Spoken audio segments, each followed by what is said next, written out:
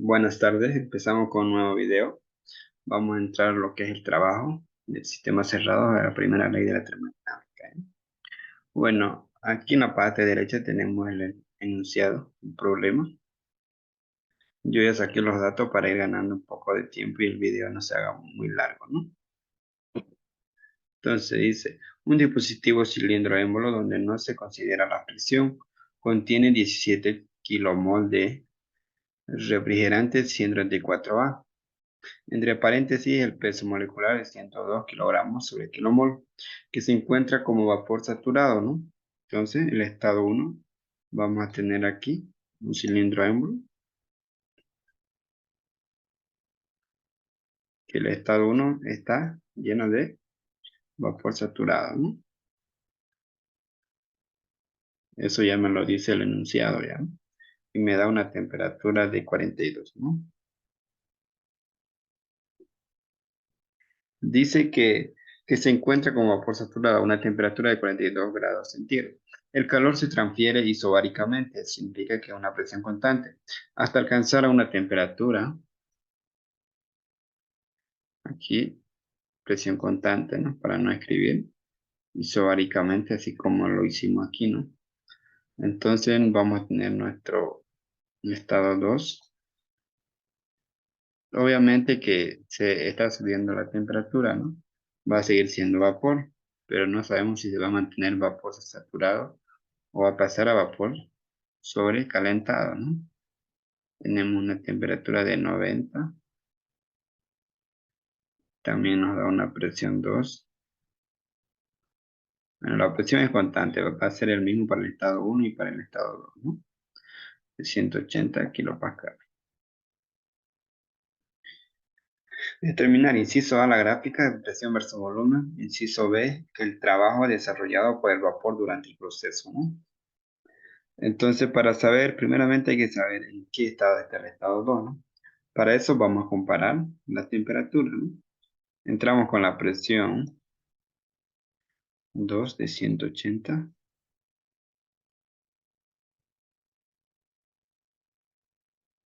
kilopascales. Entramos a tabla 12, que es el refrigerante 134A saturado, ¿no? Pero esta vez se entra con las presiones, ¿no? Por eso entramos a tabla 12.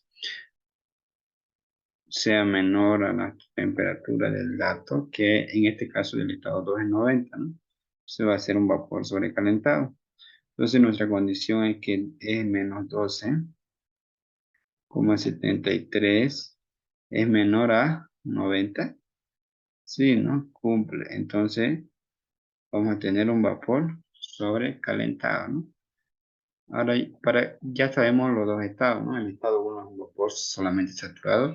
El estado 2 es un vapor sobrecalentado de 134A. Entonces, hacemos la gráfica, ¿no? Para el inciso A. A la gráfica.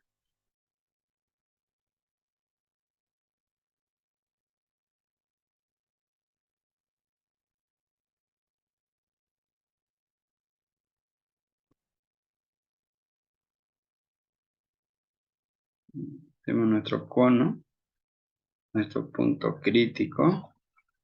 Dice que se transfiere calor. Como tenemos dos temperaturas, entonces vamos a tener dos isotermas, ¿no? Entonces vamos a tener 1 y 2. Temperatura 2 es mayor que temperatura 1. Entonces vamos a tener por aquí.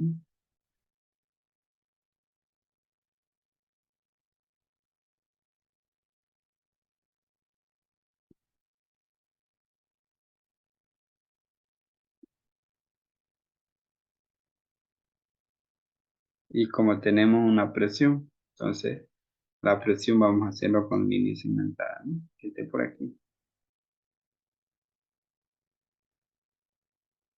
Esa es nuestra presión, que es constante, ¿no? Obviamente que es de presiones y estos son volúmenes, ¿no? Aquí es el volumen específico del líquido saturado y aquí va a ser los volúmenes del vapor saturado. En este caso nosotros vamos a tener el uno va a estar en vapor saturado, ¿no? Y el otro va a estar en vapor sobrecalentado. Y sería aquí, entonces aquí sería nuestro estado 2. Sería nuestro estado y este sería nuestro proceso.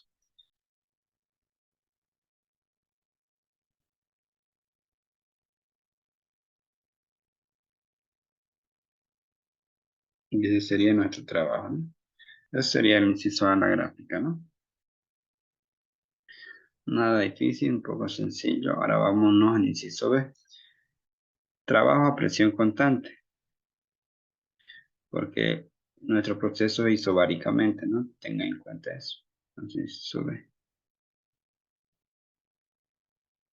Trabajo.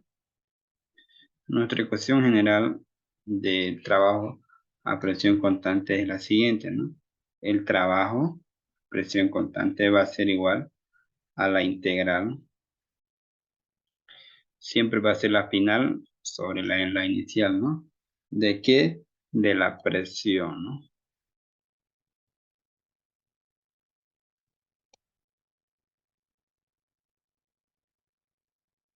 Ahora, ¿qué pasa si yo integro eso?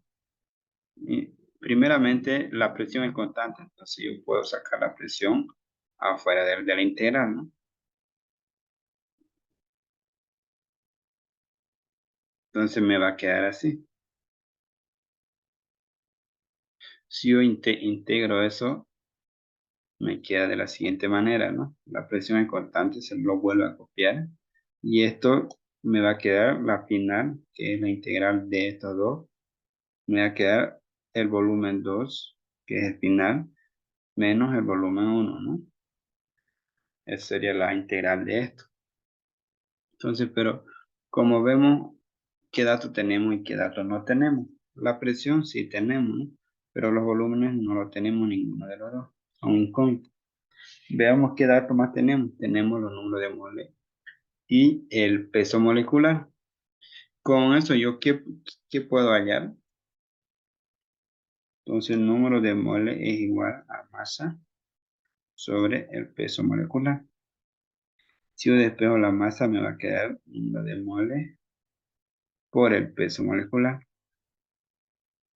Entonces, la masa va a ser igual al número de moles. Lo tenemos ya, es 17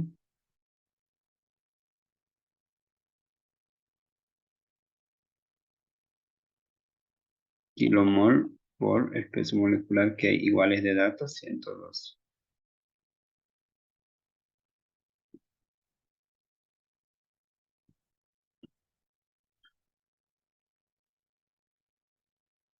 Calculo eso, lo multiplico y mi masa me va a dar de 1734.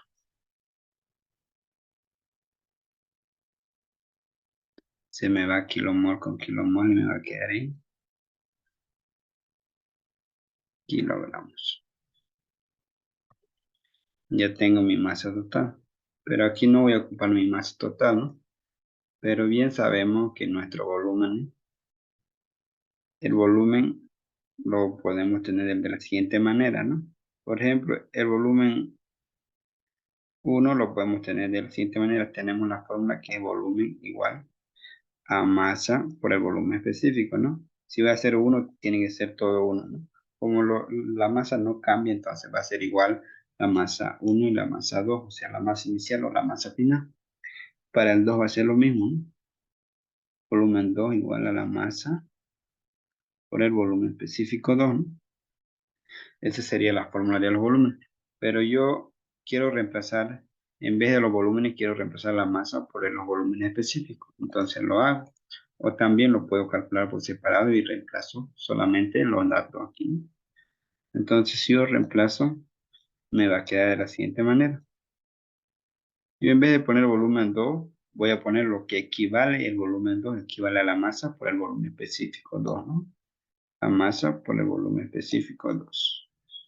Menos el volumen 1 equivale a la masa por el volumen específico 1. Ya lo tengo, ¿no? Entonces yo puedo factorizar la masa, como la masa va a ser lo mismo, entonces para no copiar dos veces, lo voy a factorizar. Me va a quedar de la siguiente manera. Presión por la masa por el volumen específico 2 menos el volumen específico 1, ¿no? Entonces ahora yo lo que tengo que buscar es los datos que me faltan, ¿no? Por ejemplo, la presión es de datos, la masa ya lo hallé aquí. Los volúmenes específicos son los que me faltarían allá, tanto del final como del inicial. Entonces, vámonos a tabla. Eso lo vamos a hallar con tabla. El volumen específico 1 lo tenemos que hallar con el estado 1. Y el volumen específico 2 lo tenemos que hallar con el estado 2, sabiendo ya en qué estado están. Por ejemplo, el estado 1 está en vapor saturado y el estado 2 está en vapor sobrecalentado. Entonces, y nosotros entramos primeramente para hallar.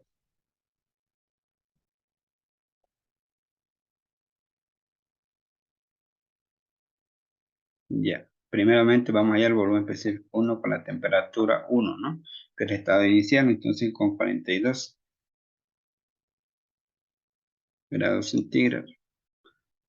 Entonces con eso vamos a entrar a la tabla del refrigerante 134A que está en tabla A11. Con eso vamos a hallar el volumen específico del vapor que va a ser igual al volumen específico 1, ¿no? Porque nuestro cilindro, por ejemplo, está lleno de vapor saturado. 0,0 188,55. Sus unidades están en metros cúbicos kilogramos. Que va a ir kilogramos. No me entra, ¿no? Lo mismo para el 2. Tenemos 90 y nuestra presión 2 de 180. Siempre y cuando sea sobrecalentado, ya sea en el agua o en el 134A, se entra con dos datos, ¿no? Entonces, esta vez vamos a entrar a la tabla del vapor sobrecalentado, ¿no? Que sería en tabla 3. Y vamos a hallar nuestro volumen específico 2. Entonces, nos vamos a tabla. El específico es 0,16, ¿no?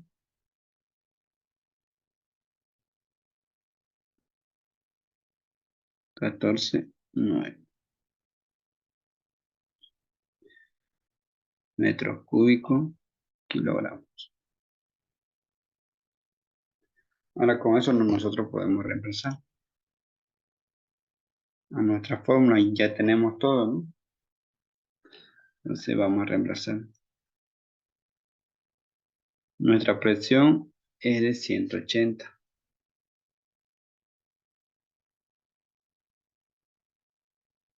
Nuestra masa es de 1734. Y nuestro volumen es el volumen 2 o el volumen final es de 0,16. 14,9. Y nuestro inicial es 0,0188. 55 metros cúbicos sobre kilogramos. Si nosotros calculamos eso, vamos a tener un trabajo de 44.519.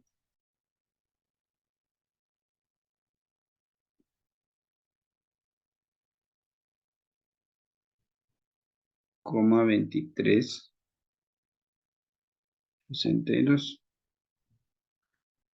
Eso no va a quedar kilogramos, se va a ir kilogramos, no va a quedar kilopascales por metro cúbico.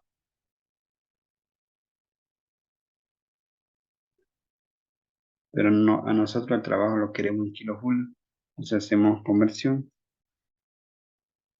por un kilojulio equivale a lo mismo, ¿no? Equivale a un kilopascal por metros cúbicos. Entonces vamos a tener nuestro trabajo lo mismo 44.519,2362 kilojoules, ¿no? Lo vamos a cerrar. Ahí tenemos la respuesta, ¿no? Eso es todo lo que nos pedían. Nos vemos en un siguiente video.